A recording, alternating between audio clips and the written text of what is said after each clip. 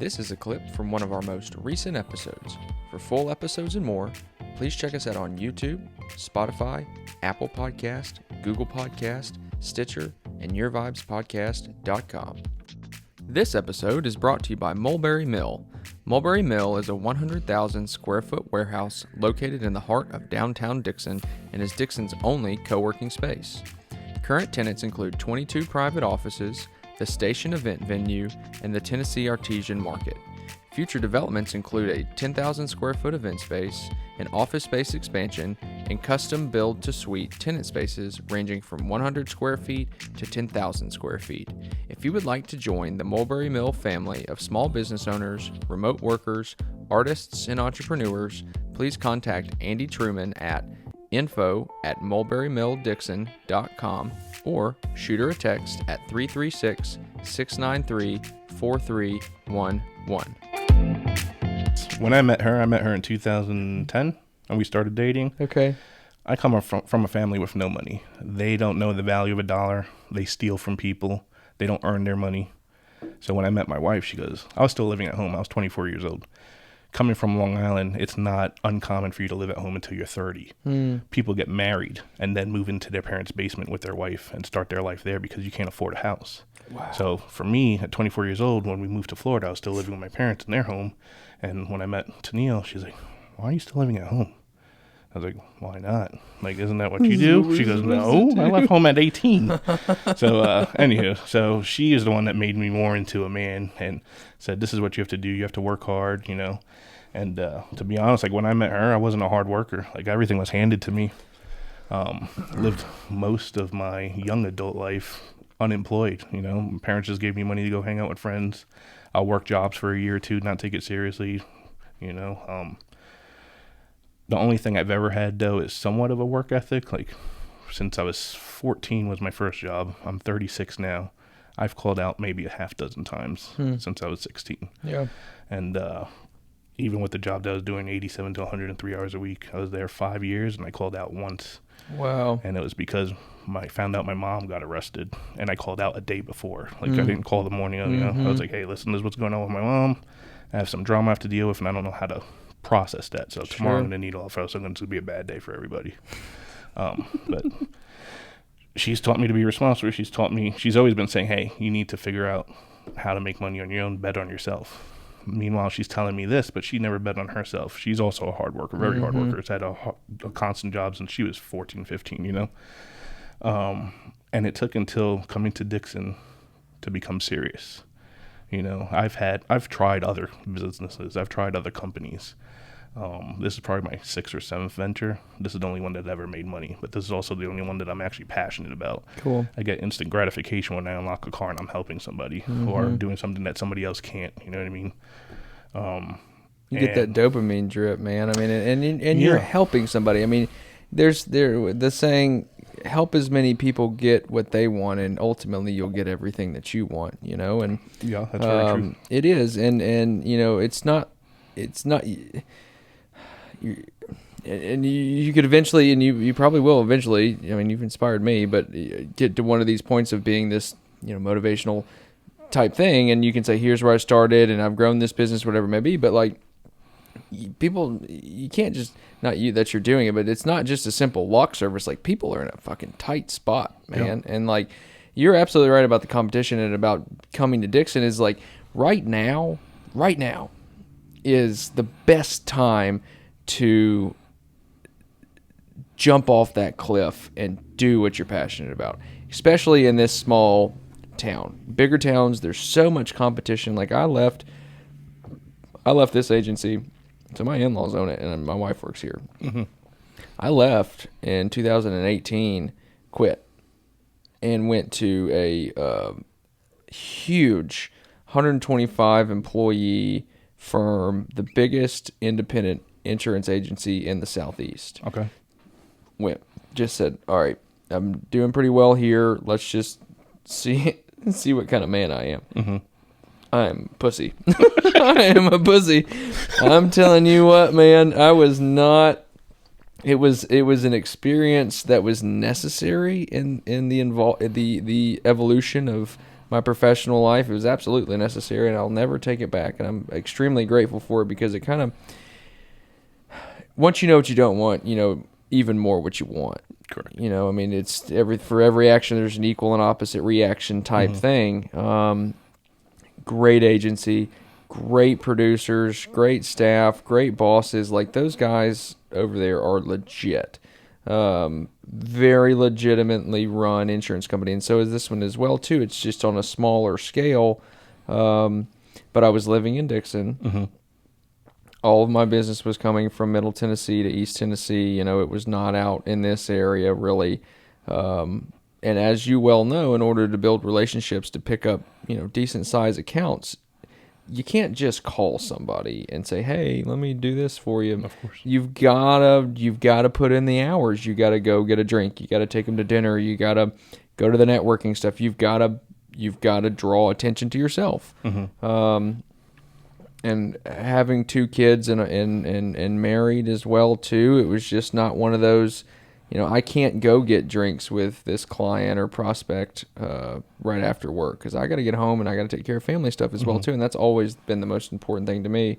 Debatably, to me it is. It sometimes I do get a little distracted and have to be roped back in by my lovely wife, but I worked there for almost a year to the day, and it got to the point to where I pretty much hit a real deep state of depression, because it was like, what am I doing with my life? Yeah. You know, I mean, like you were saying, you go into the bathroom, you know, and then putting water on your face. I was the same way. I was just like, man, you know, and you wake up and the sheets feel like lead. You're just like, oh, absolutely. God bless America. Like, what am I doing? You know, I've got all these phone calls to make today, and I've got so many people telling me no, which I'm so used to, but it was just like I didn't feel any hope after the day. There was no hope. Like, okay, you know, there's no traction. There's nothing. Just, you know, it's obviously ultimately falls on my shoulders. I'm not putting blame on anybody. There's no outside circumstances that, you know, that I'm blaming anything on at all, because it was my choice to go, and it was also my choice to leave. But coming to a small town, to try to start and grow your business while the dollars may not be, you know, significantly high at the moment, at least you can build a foundation. You know, you can mess up a time or two and it's okay, and you just keep coming around and you keep showing your face, and you just continue to build that business. And then once you kind of get in with the business owners here, you quickly find out that nobody really knows what the fuck they're doing. Fake it till you make it. Yeah, and even you just keep faking it, really. And I was reading something the other day too that was the imposter syndrome, and I took a liking to that, because they were saying that there's going to be several points in your development as a business owner or as an entrepreneur or somebody that's trying to make a change in their life where you don't feel like yourself. You know, you're doing these things that you haven't always done, and things are happening to you that haven't always happened, and you get into this state of mind of like, is this even real? You know, is this what kind of reality am I living in at this point in time? And you know, it's at that point where, you know, you either accept it, that life, you know, is happening for you all the time, or you're like, oh shit, this is more than I've ever had to deal with, and you kind of close off a little bit, and things maybe, you know, there's an ebb and a flow to the whole thing. But the great thing about this county is if you show up and you're a good person and you want to help everybody, and it's not all about the money. Like, that's a big thing that was a big shift for me, is like, you know, you can do these affirmations and you can wake up and you can think all these positive things, and you can, you know, get your vibe about yourself. But if you solely base everything off of the money, you're never going to be A, happy, or B, reach your fullest potential at all. I do more stuff for free around here than I do for money for the most part, or have, until things kind of started taking traction. And I'll still continue to do that. I'll give, like I've got this job and it pays the bills and it does well. And this is kind of a side thing as well. So I'm not, I bumped into somebody at bingo the other day, last Sunday. I had mentioned I DJ'd a party till 1 o'clock in the morning the night before. And I said, I'm sorry if I sound and look like a train wreck. But after that, there was a bride and her mother sitting there, and we're like, hey, we heard you DJ'd. And so I picked up a job right there at Pumphrey's, I mean, it's just one of those things. The universe always is boding in your favor, whether you think it or not. It was a huge mindset change to get out of that state of depression that I was in. Was like, all right,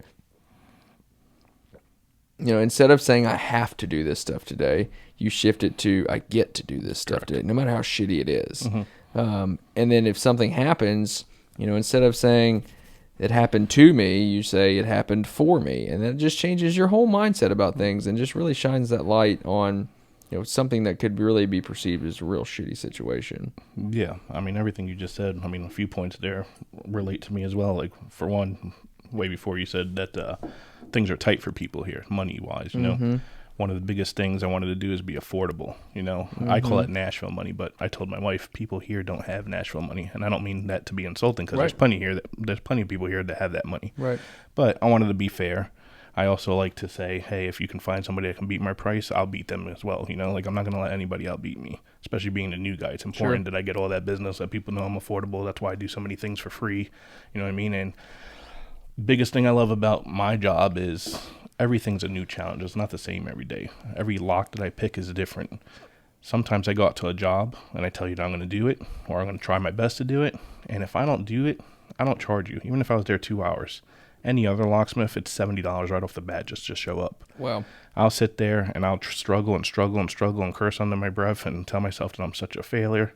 But I like to fail. If I don't fail, I'm never going to get better. I don't want to go to every job and be a cake and I walk off. Like, it is nice to make that money quick.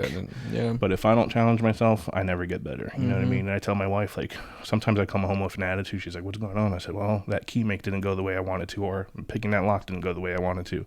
And she's like, it's okay. It's going to be fine tomorrow. I was like, shush, just leave me alone. I go to the room. I sit there. I process, think, what did I do wrong? What could have I done? And a lot of times, like, I psych myself out because a customer's staring at you over your shoulder, looking at you picking a lock. And then there's simple fundamentals that I didn't even do that I should have done. And I'm like, instead of turning this way on the lock when I was picking it, I should have turned the opposite way. And that was a case with a job out in Burns I went to. This guy was sitting out in the summer for about 50 minutes. When I get there, he's dripping with sweat. I give him a cup of water because I carry bottled waters with me. And I'm picking his lock, and I start panicking because normally a lock takes me 30 seconds to unlock. It's a deadbolt on his house. I can't do it. So I'm like, crap. I was like, do you have any other doors on the house? He's like, yeah, let's go to the back door. I go to the back door. It's a different kind of lock that I know that I can't pick, and I have to drill it. So I start drilling it. I'm drilling it. My bits start snapping the door. No. He's like, oh, don't worry. I have a whatever shop, and he brings me all his bits. I'm using his bits. They're breaking. And this is about 30, 40 minutes I'm on scene. And I'm sweating, I'm drenched, I'm fat, I look exhausted, And I said, all right, let's try this front door again. Let me try to pick it.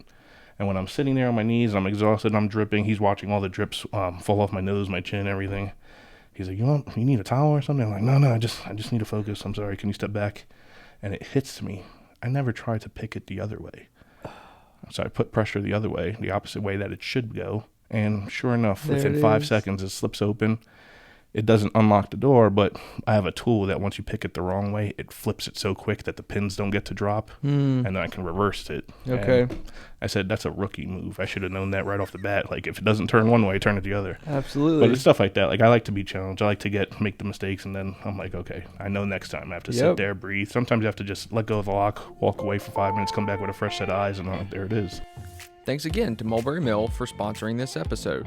If you are looking for an office or a creative space, or are someone looking for a beautiful and local event venue, please contact Andy Truman at info@mulberrymilldickson.com or shoot her a text at 336-693-4311.